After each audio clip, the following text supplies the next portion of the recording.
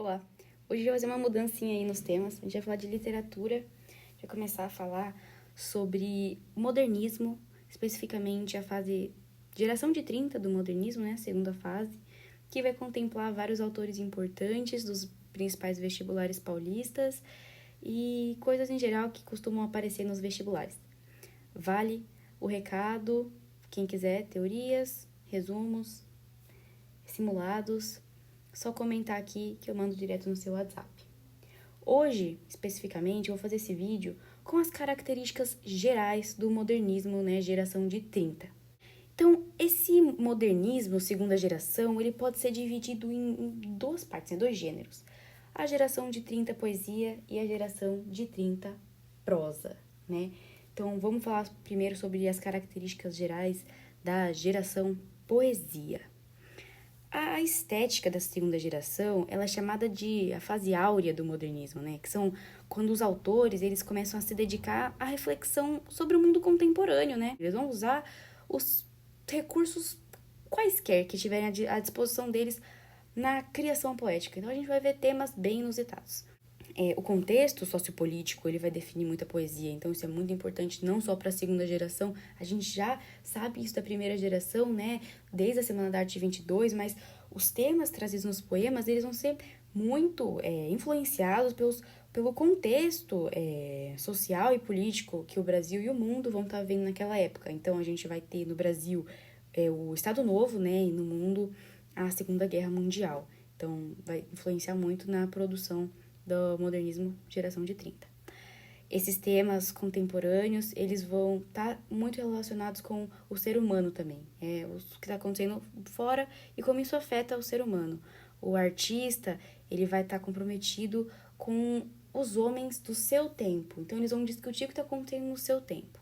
As reflexões sobre o sentido de estar no mundo vai fazer parte disso, vai ser uma análise do ser humano, suas angústias, o desejo de compreender a relação entre o indivíduo e a sociedade. Então, isso é o que a gente sempre tem que pensar falando da estética dessa geração. Vamos ler um trechinho, então, né? Uma matéria escrita pelo Alfredo Bossi. De um modo geral, porém, pode-se reconhecer nos poetas que se firmaram depois da fase heróica do modernismo a conquista de dimensões temáticas novas. A política em Drummond e em Murilo Mendes, a religiosa no mesmo Murilo e em Jorge de Lima e em Cecília Meirelles. E não só. Também se impõe a busca de uma linguagem essencial, afim às experiências metafísicas e herméticas da lírica moderna, e que se reconhece a primeira vez de Vinícius de Moraes em Cecília Meirelles, dentre outros. Bom, o que a gente tem que pensar, tudo isso aí que ele falou que é mais importante? Dimensões temáticas novas, política, religião, linguagem essencial, experiências metafísicas e herméticas. Então vamos ver como que essa questão da linguagem aí vai acontecer nessa fase do modernismo. O que vai acontecer é que a poesia ela vai ser muito menos preocupada em chocar o público e em romper com os paradigmas do passado do que ela foi na Semana da Arte 22, por exemplo.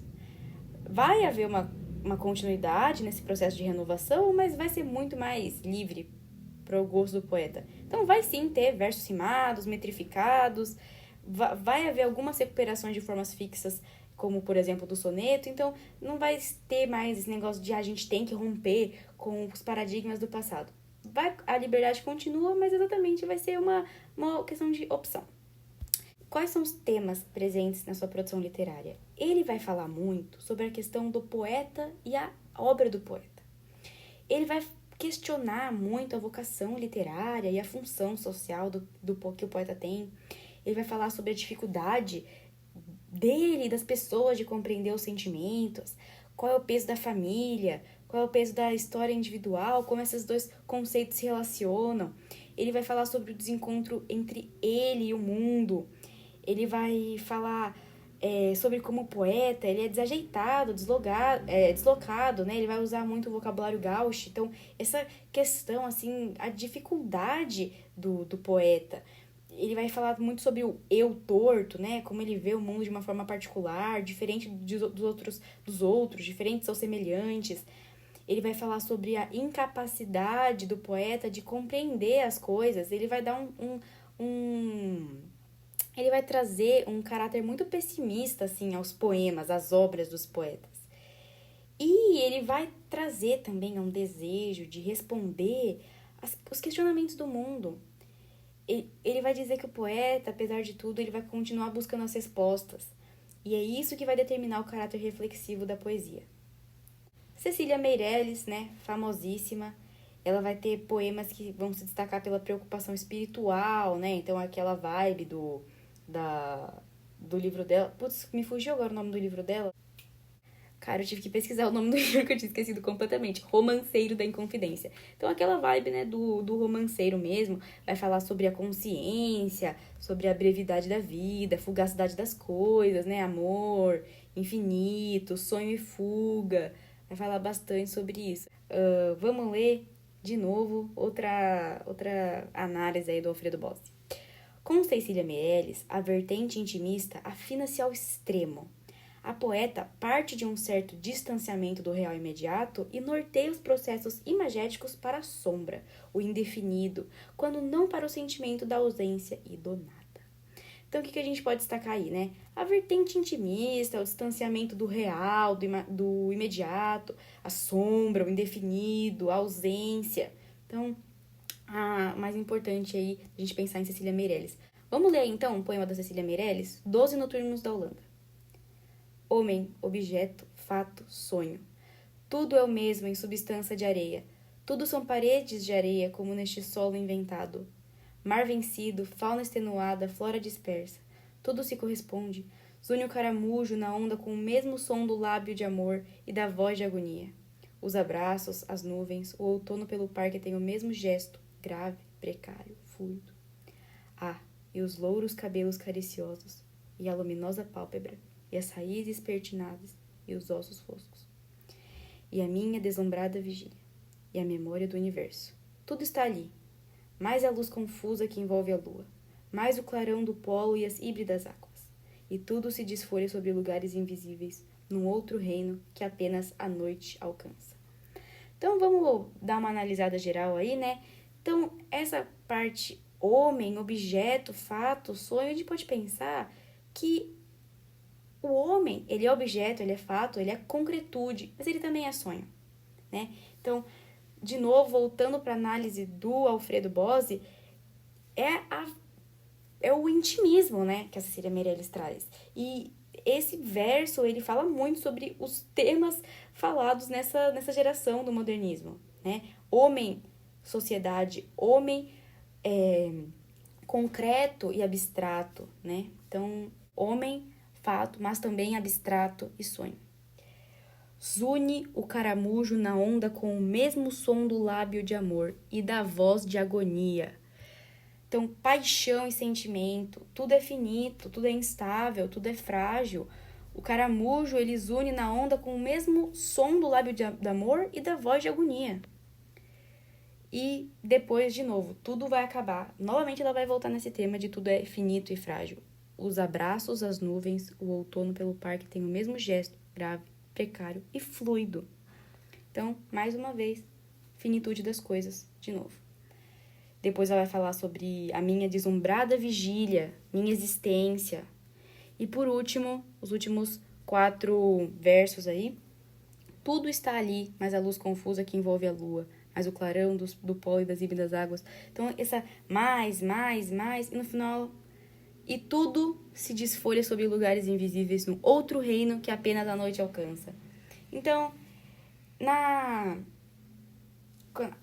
escapada da finitude, ao escapar da finitude, tudo é passageiro, tudo é frágil, né? Então, mais uma vez, é basicamente o tema geral aí desse poema da Cecília Meirelles, né? É a finitude das coisas, como o homem é frágil, o homem ele é impermanente, né? Agora, vamos pular para outro poeta muito importante também, Vinícius de Moraes. Bom, então, inicialmente, ele vai falar muito de simbolismo, né? Ele vai ter uma influência simbolista muito grande. Vai falar sobre religiosidade, angústia, matéria, espírito, nada de novo aqui, né? Mas aí vai passando o tempo e ele vai começar a falar mais sobre as relações amorosas e o cotidiano. E aí, nesses poemas de amor, ele vai ter muita influência do nosso ídolo Camões. Vai falar sobre como a gente pode compreender a natureza do amor, como o amor é forte, poderoso, fugaz, dolorido. Ele vai falar sobre engajamento social também, vai levar um pouco mais para esse lado contemporâneo, né? Também muito presente aí no modernismo como um todo. Então, mais uma vez, a gente vai ler uma analisinha do Alfredo Bose.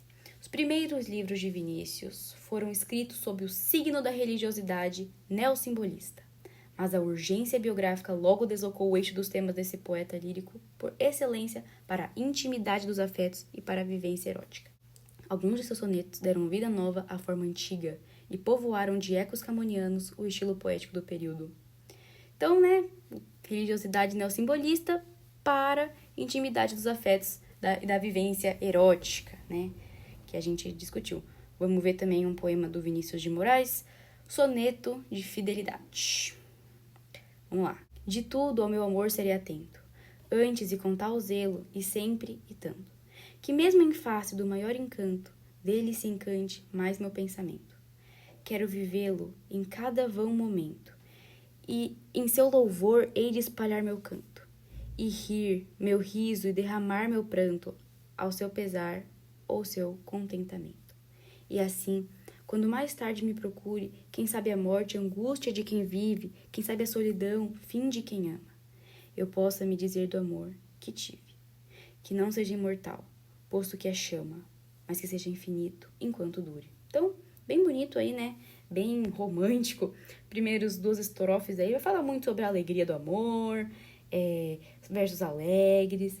Mas lembrando, são só duas estrofes de felicidade, porque logo, logo acaba. E aí nas últimas duas estrofes, vai vir a noção da finitude, a angústia de quem ama, a melancolia, a tristeza, a perspectiva vai mudar muito, vai acabar. Quem ama vai acabar sozinho. Enquanto durar, vai ser infinito, mas aí quando acabar vai ver que era tudo finito. Então, bem camoniano, né? Aquela coisa. Bom, vamos agora para o nosso penúltimo poeta, Murilo Mendes. Sua obra ela vai ter umas tendências bem diversas. Ele vai falar bastante sobre a irreverência dos modernistas, né? Um pouco crítico aí na primeira fase dele. Na segunda fase, ele vai falar bastante sobre o surrealismo, das influências católicas, religião e espiritualidade. Ele vai no questionamento dele entre ele e o mundo, né? Também como um tema, ele vai trazer essa questão da espiritualidade. Então vamos ler o poema Murilo Menino. Eu quero montar o vento em pelo, força do céu, cavalo poderoso, que viaja quando entende, noite e dia. Quero ouvir a flauta sem fim do Isidoro da flauta. Quero que o preto velho Isidoro dê um concerto com minhas primas ao piano, lá no salão azul da baronesa. Quero conhecer a mãe d'água, que no claro do rio penteia os cabelos com um pente de 7 cores. Salve, salve, minha rainha, ó clemente, ó piedosa, ó doce Virgem Maria, como pôde uma rainha ser também advogada? Então vamos dar uma analisada aí, né? Poema bem interessante. Primeira estrofe vai ser uma paisagem bem onírica, né? Montando um cavalo ao vento, aquela coisa mais filme da Disney, um cavalo poderoso. Vamos passando para a segunda estrofe aí, a flauta, as primas ao piano no salão da baronesa. Então, vai ser uma coisa popular com o erudito, o Isidoro, né, popular, e o salão da baronesa, bem erudito. Já na próxima estrofe, ele vai trazer a figura mística da mãe d'água, né, vai trazer essa misticidade dele, e de novo, no último, ele vai trazer a religiosidade católica, então vai falar da Virgem Maria. Então, uma análise bem geral, não vai abordar os temas a fundo, mas é para mostrar como o Murilo Mendes, ele tem temas muito distintos em um só poema, que se ele for cobrado no seu vestibular, provavelmente vai ser isso. Você lê um poema que cada estrofe fala de uma coisa. Por último, nosso último poeta, Jorge de Lima. Então, Jorge de Lima, ele vai ser autor de uma gama imensa de obras, que elas vão oscilar entre muitas coisas, formalismo, infância, a figura do negro, misticismo. Essa carreira dele muito múltipla, ela vai começar no parnasianismo na década de 20 e vai chegar até o modernismo. Então você vê que o cara ele tem uma divergência aí, né, dos temas dele. A vertente da poesia dele vai ser uma poesia social, vai ser voltada para a recuperação da história dos africanos. E é uma coisa bem legal aí do Jorge de Lima no modernismo, que é um movimento bem elitizado, né, querendo ou não, um movimento bem branco. E ele vai contribuir bastante aí para a cultura brasileira. Vamos ler então um poema dele, Olá Negro. Os netos de teus mulatos e de teus cafusos, e a quarta e a quinta gerações de teu sangue sofredor, tentarão apagar a tua cor. E as gerações, quando apagarem a tua tatuagem execranda, não apagarão de tuas almas a tua alma, negro. Pai João, mãe negra, fulô, zumbi, negro fujão, negro cativo, negro rebelde, negro cabinda, negro congo, negro ioruba, negro que foge para o algodão dos Estados Unidos, para os canaviais do Brasil, para o tronco, para o colar de ferro, para a canga de todos os senhores do mundo. Eu melhor compreendo agora os teus blues, nessa hora triste da raça branca, negro. Olá, negro, olá, negro, a raça que te enforca, enforca-te de tédio, negro. Então, bem legal, né? Curto, um poema curto, muito bonito. A gente vai ter na primeira estrofe, ele vai estar falando sobre um tema muito importante, muito querido pelos vestibulares, que é o embranquecimento, né? Então, apagamento vamos tentar apagar a tua cor, conforme as gerações passam. Bom, aí no final ele vai trazer muita questão da cultura negra, né? Eles não vão conseguir esquecer todos que já passaram. E agora é a hora triste da raça branca, que todo mundo escuta jazz, todo mundo escuta blues, todo mundo escuta samba. A raça que te enforca, enforca-se de tédio, negro. Então, muito interessante. Bom, finalizamos assim as características gerais e os principais autores da segunda fase do modernismo, que vai de 30 a 45. Me passem recomendações, se tem alguma coisa específica que eu posso fazer para postar aqui no YouTube, que talvez seja útil para alguém aí. E se alguém quiser, eu também posso fazer uma teoria sobre essa matéria e fazer o upload lá no meu Drive. Então, por favor, me avisem se alguém quiser. Muito obrigada, gente!